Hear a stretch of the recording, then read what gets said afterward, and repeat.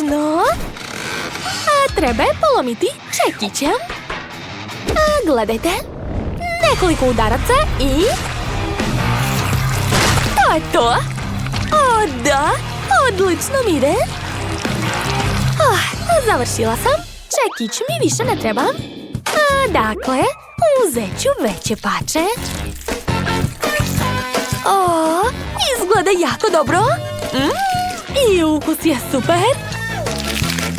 Oduševljena sam. Hej, šta se dešava? Sandy, a možeš li da jedeš pažljivije? Šta je, ma, izvini, nisam ništa čula zbog testere.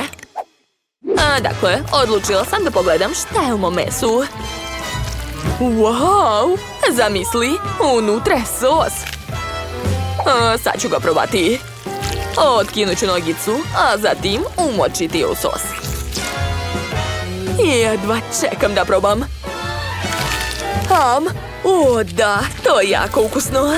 Tako je 100 puta ukusnije. Emma, nemaš pojma koliko je to dobro. Ne zanima me, ja ću jesti svoju čokoladu.